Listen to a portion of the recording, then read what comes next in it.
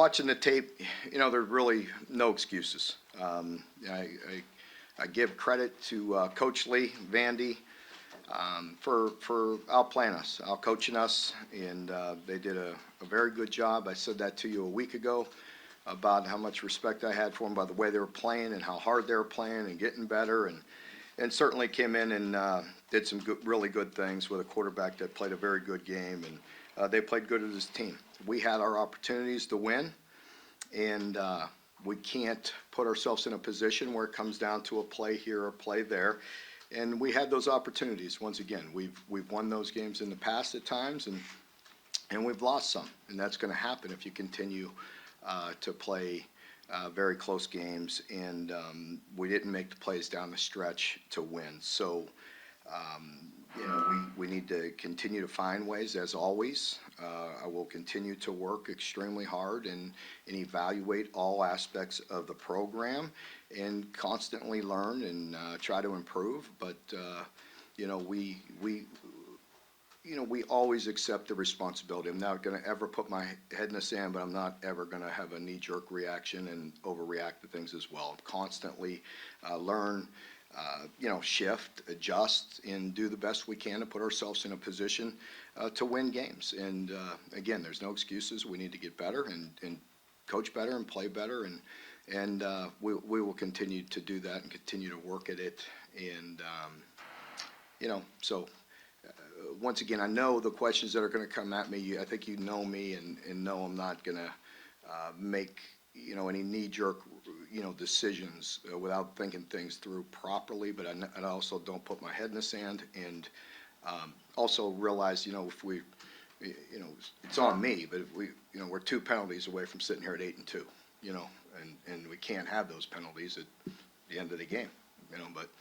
We eliminate them. We're sitting here at 8-2, and still we all feel like we know we can do better and coach better. So, that's the message. I want to start with that to not deflect from my responsibility on that. But I also want to send my condolences to the Somerset community. Coach Robbie Lucas, 2 of our players, with Jace and Kaya was very close to Coach Lucas and his family. So, what a great man, and my condolences there, and certainly the people from McGoffin County, and I don't know exactly what's going on there, and the students and the players at Virginia. As you can imagine, since the game was over, I've been in my own world working hard to try to find solutions, but always meet with Tony and Susan before I walk over here with things that are going on, things that I need to know. And just kind of got briefed on some of that stuff. And obviously I knew about Coach Lucas a little bit earlier and reached out to Kaya and Kaya's family. But, again, I just, those are some serious issues, and I want to send my condolences, but obviously own my responsibility and what went on with this team on Saturday. And so, don't ever want you to think I'm trying to deflect, but certainly want to send my condolences there.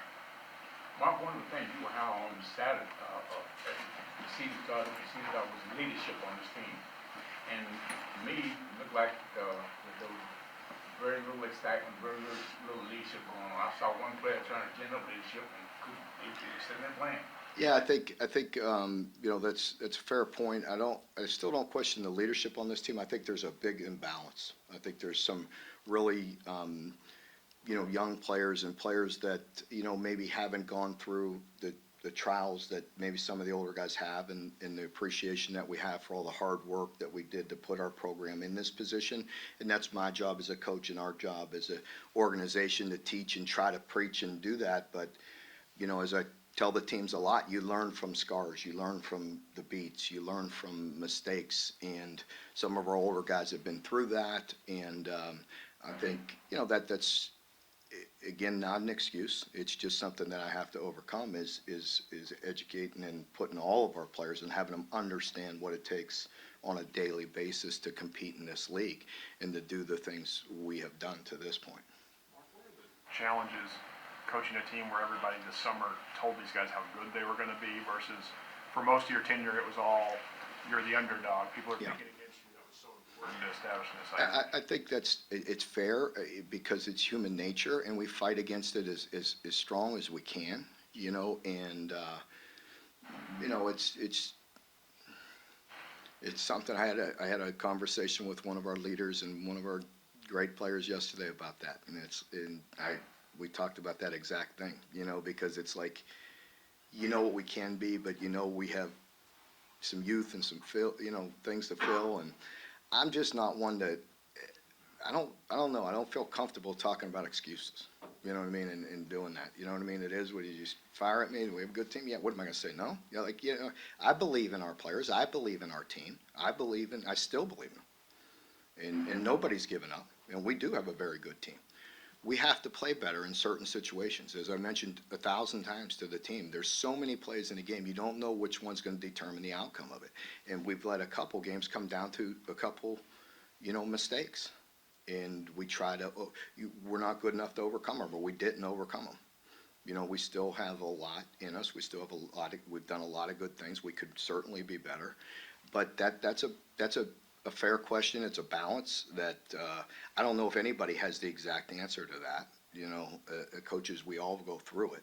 And we all believe in our team. And again, I've said it early, I say it, we go to line up to compete, to practice, to go play, to win every game. I'm not giving up on any.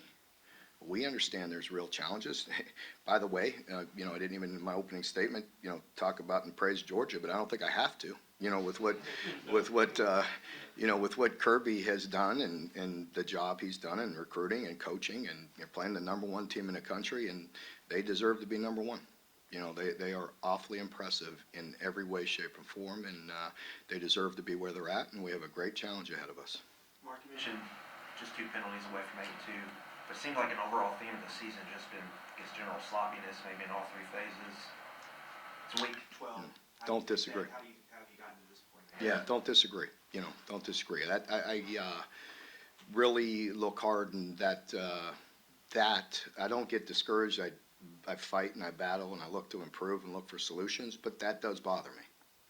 Bothers me as the head coach of being undisciplined and having those penalties. We're talking about being sloppy, not executing in critical moments, just the things that we've done to help, win a lot of close games. And that's on me, and I don't feel, you asked me how I felt. I don't feel good about that, and it does truly start with me and making sure that everybody executes in those critical moments. And under extreme pressure, your habits are going to come straight to the surface. And obviously, I haven't created enough good habits with this unit, with this team. DeAndre Square tweeted last night that he's working really hard to get back. Could we see him this weekend? Yes, as I mentioned last week, and he's day to day, and I don't say that to throw people off. He's day to day. I hope so. I know DeAndre, and I know him. He'll try to play today. He'll try to be out there today. So. Will said he can't understand after the game. He can't understand why you guys can't get up for a game like Vanderbilt, but you can get up for a game like Georgia easily. You don't have to motivate the team this week, obviously. Do you understand why that is happening? Well, I think you've heard me discuss it. You heard me talk about it for many years. And, coaches, it's not hard for us. I said it Monday. I'm not saying it for coach speak. And people, maybe even y'all, maybe think I'm just sending you some BS. But, I mean, we watch. We watch the tape. I know how hungry that team is and how they're coached and how they're playing. I mentioned it last Monday. When you have a team that plays as hard as they have, no matter what the scoreboard says, that's good. You know what I mean? That team has a chance.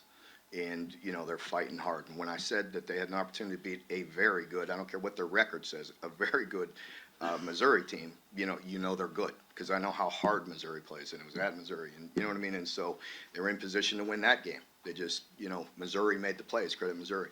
In this game, they made the plays to win. We had our opportunities. We don't, you don't know what one play. There's so many plays in that game. So I hate to single out anybody. But, I mean, again, we essentially have the game iced if we don't get a penalty. But. Mark, you've often said that nobody's conference is going backwards. Everybody's fighting to go forward as well as you guys. So do you think that Saturday's game exemplifies how tough this conference is? It doesn't, I'm worried about, our school and our program, but Yeah, I mean, it doesn't surprise me. Again, I've said it, I've credited them. I could see the way he's working, the way they're building the program. And I could tell because I've been there. I don't know if anybody else, you know what I mean, in the league has been where Vandy was when he took over and where Kentucky was. And I've been there, I've been through it. And I know the sacrifice that goes into getting to where even to where they're at right now. Anybody thinks that's easy, go try it.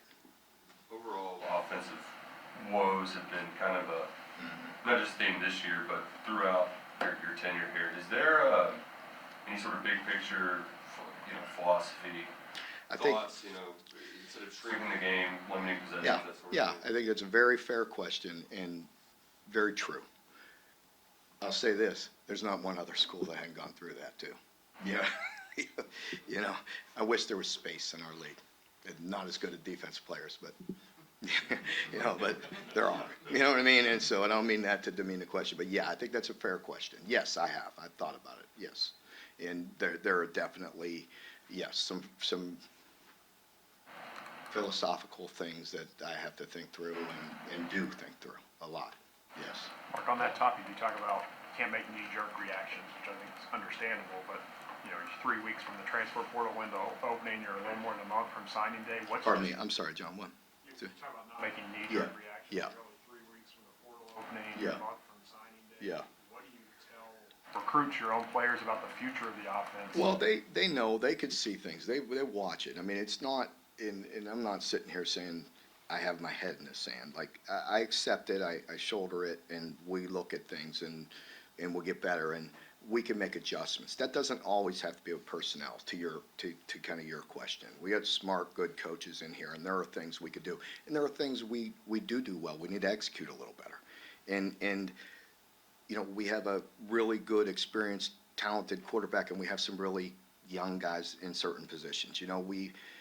For whatever, again, I'm not comfortable talking about excuses. There are no excuses. But, I mean, you go through things, you get caught. There are reasons why we get caught a little thin in offensive line. We've gone through some real life stuff that has been hard. You know what I mean? That through years, and then change doesn't help either. With a guy coming and leaving. You know what I mean? So we got put in this position. It's my job to get it fixed. But there are some things that we can fix and will get fixed. So that's where the portal and things of that nature can help you. To where when we took over 10 years ago, those things weren't there. Mark, in terms of the sloppy play, at least offensively, is there any chance that just kind of the slow pace and the verbiage, guys just have so much time to think they're not? Well, I think that's to the point we were talking about, just philosophically and style and everything else, and there's things, but there are things, yes, that we started to do better. You know what I mean? And the stuff where we're not, the things that are confusing or complex or hard, that's going to stop. You know what I mean? So we may get beat, but we're not going to beat ourselves. And that's a philosophy I had for a long time, starting day one. And, you can't beat anybody until you stop beating yourself. And we are beating ourselves at time, and without not giving credit to people where they deserve it. But there are times when we are beating ourselves. And as I mentioned, just 2 penalties alone, you know what I mean, can change, you could be 8-2 and still talk about our problems. I know our problems, but that's where you look at it and be like, hey, that's on me. To the other question of the sloppiness and play and discipline and maturity and all those things, you put it together. It takes a bunch of grown people, grown men, to win in this league consistently, and a lot of them pulling in the right direction, and that's my job to continue to work on. Mark, are there times you think this team may be playing too hard instead of playing with the intellect that they have? I don't know about that. I don't think you could ever play too hard. I mean, I think, I talked about the penalty, and I hate to single him out because I don't know if there's anybody that loves and works harder than that gentleman. You know what I mean? And I love him, and we all do. With Ox and the way he plays and how hard he plays and how much he cares. And he's a great player, great leader, great person. I love him. And I wouldn't trade him. But it wasn't a selfish penalty. You know what I mean? But it was a penalty. It was quick, but it was, and it happens. It happened to us earlier in the game, and it wasn't called. Now, I'm not picking on that, but it it's gotta be a long delayed hand where you're sitting there saying, you know better. That one was quick, but his helmet came off. You know what I mean? It wasn't like he left his hand up there in the face. It's unfortunate. It's unfortunate. I love him. It wasn't selfishness. It wasn't, you know what I mean, undisciplined. It was quick, but it popped off. So that's a penalty. Again, that happened to us, and they didn't see it, and that happens. Defensively, how do you prepare for a Georgia team that has so many weapons on the offensive side of the ball? Well, I mean, we prepare the same way every week. You know, I think, we all understand that it's a real challenge. It's a team that's very deep and very physical. Obviously getting your team and getting their minds right to go out and have a very good week of preparation is where it starts. The enthusiasm level amongst the players in that they feel bad about the program where it's at college. The reason why I say that, I purpose to say this, is that they are some of your best recruiters. Yeah, no, and I love that. Being that like Sunday, anytime we have official visits in, and you go through a tough time like that, like it is tough. And my exit meetings on Sunday with recruits were phenomenal, and I didn't bring it up, but they brought it up to me is how good our players were with them, and that's a great sign. That actually picked me up a little bit Sunday, which I have no problem because again I losses are so hard. I mean it's a way of life, and believe me, we live this. I live this every day, but it's really not hard for me because there's so much to be done.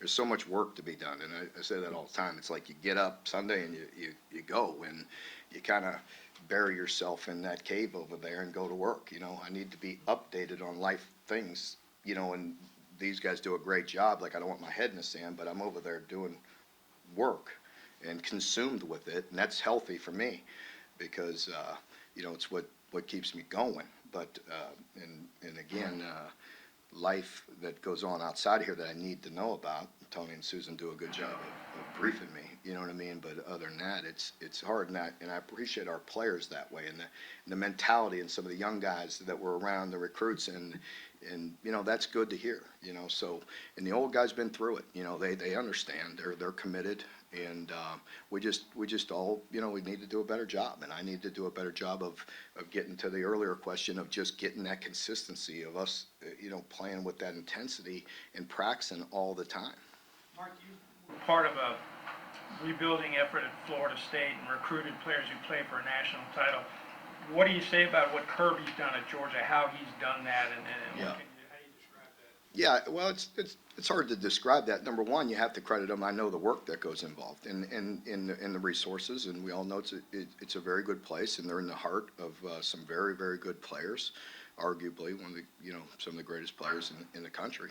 But that's not to demean the work that he put in and his staff puts in, and how hard they've grinded on recruiting and developed them. It's still they've worked hard to get into the position that they're in.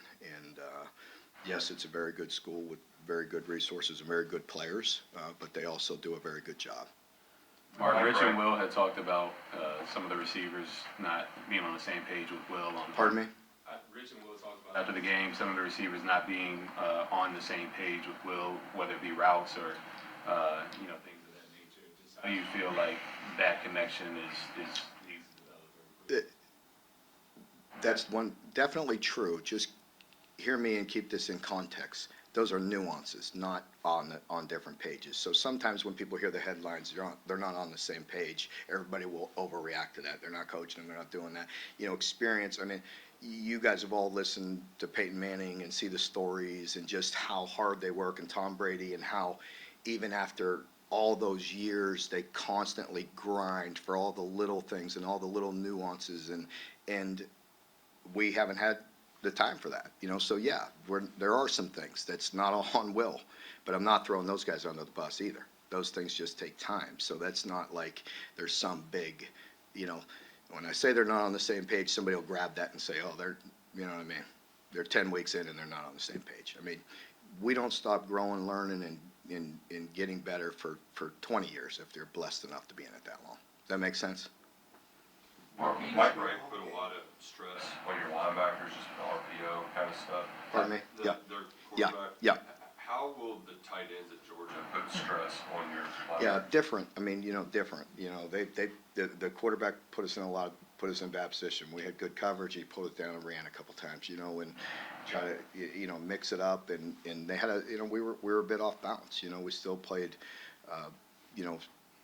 solid defensively, not a great effort. You know what I mean? We gave up an explosive run to the quarterback and an explosive run to the running back. And the running back, they cracked replaced. They made one guy miss, and that's it. You know what I mean? And took it down to the one or two, and then the QB made a good run with some misdirection and different type of stress. But with Georgia, yeah, you're not going to have the quarterback run game, but you're going to have a lot of weapons and a good scheme, where they continue to be able to push on you. They're one of those teams that are big and strong and will come at you with a bunch of backs that are big and strong and talented and an offensive line that'll push on you and push on you and push on you, and you watch them and you may see teams lingering around, and all of a sudden, their depth and their strength take over. So you have to be able to combat that. Mark, do you sense any injuries and, the constant draft talk, the results? How has Will kind of held up with all the adversity?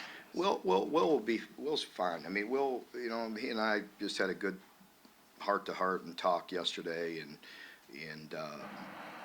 I don't. That's not holding him back. He really is a guy that cares deeply about this place, his legacy, and the way he performs for his team, and and that I feel for him too. I need to do a better job for him.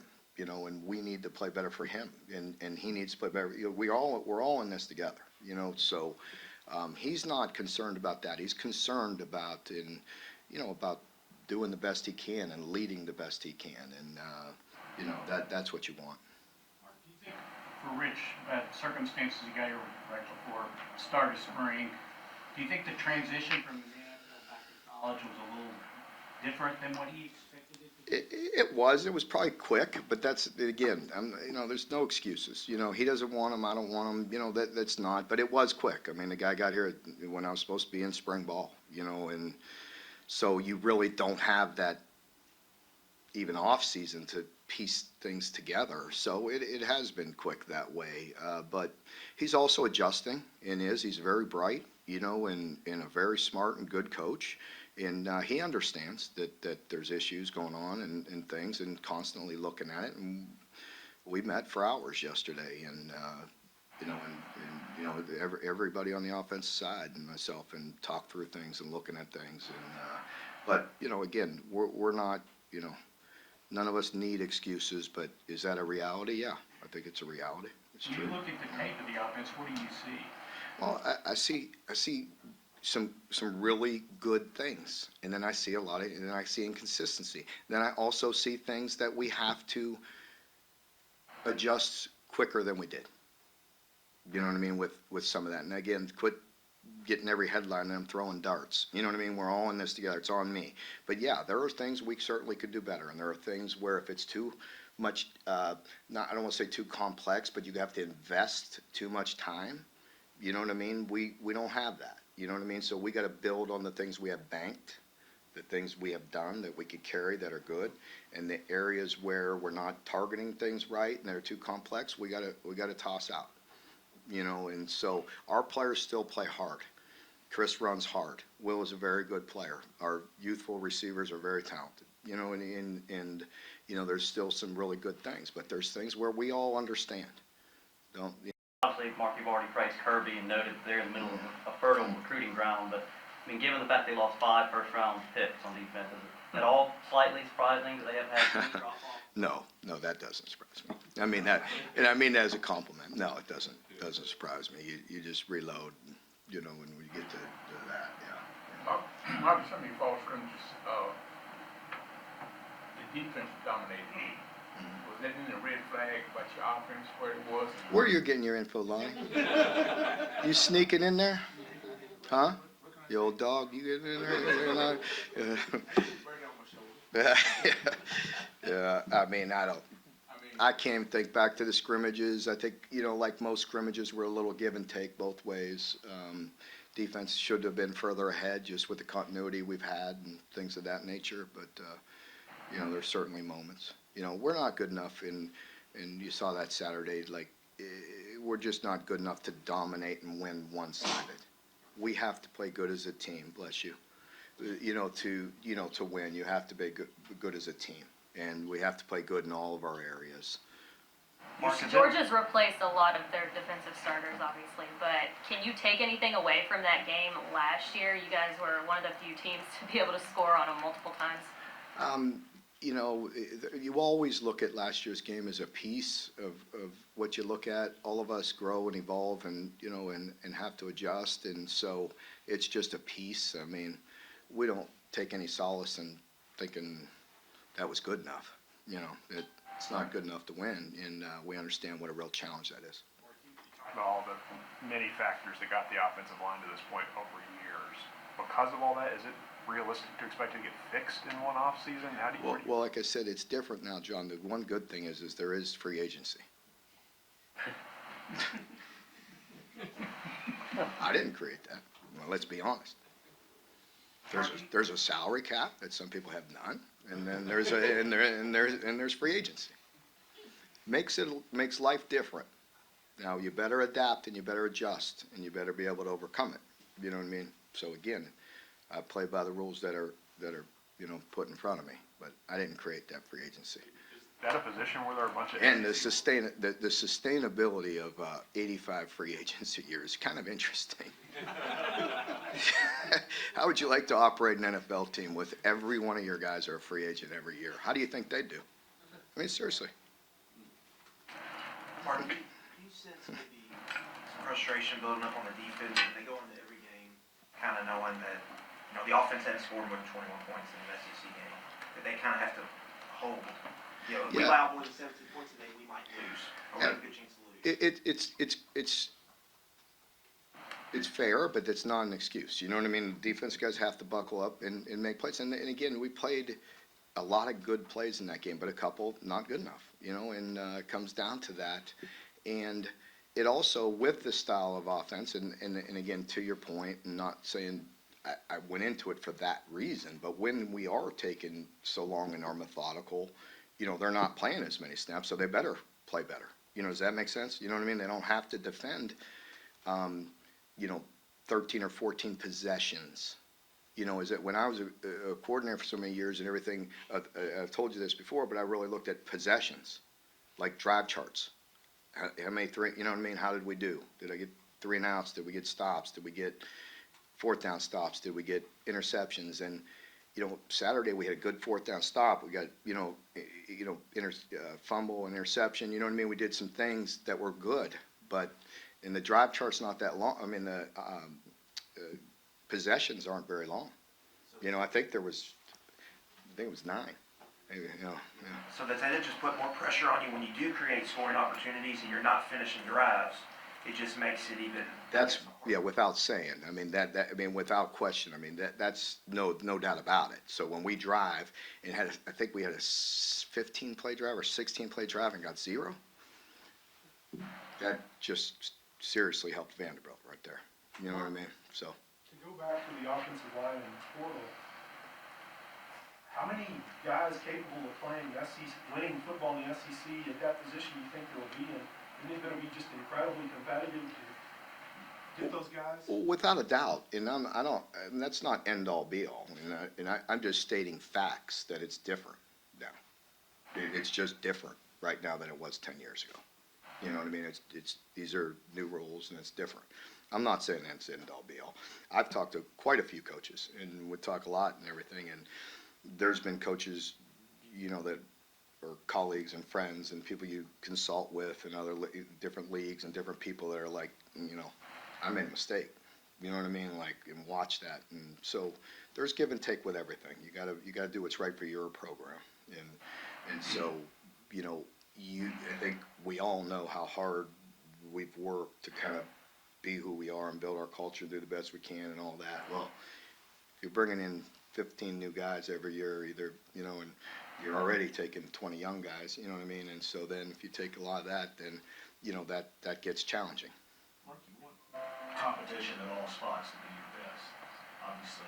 Are there any of those guys behind the O-line starters that have shown? Yeah, we definitely got guys that can work. You know, they just need time. They might need an off season. They may need strength. They may need, you know, to gain weight. They may need to lose weight. There's things that, you know, you just constantly work, you know. And there's, you know, and just from covering our team, I mean, there's guys that pop up that like Jamin. You know, nobody talked about Jamin till what? That year he blew up, you know, and so you don't know. And that's a good lesson for our players. Like, you know, he didn't play a whole heck of a lot, but when he was ready, as he was working, and then he had that opportunity and blew up in 1 year. And so we have guys that you don't know when that time's going to come. They just got to continue to put in the work, continue to get better, and then eventually, when they get on the field, how good are they going to play? You know, I mean, that's kind of like who we had to be for all these years, you know, and that's still what you have to be, in my opinion, to have the consistency that you want. You have to worry about the portal in reverse too on that? Yeah. You guys be patient. Of course. Oh, yeah. It's a reality.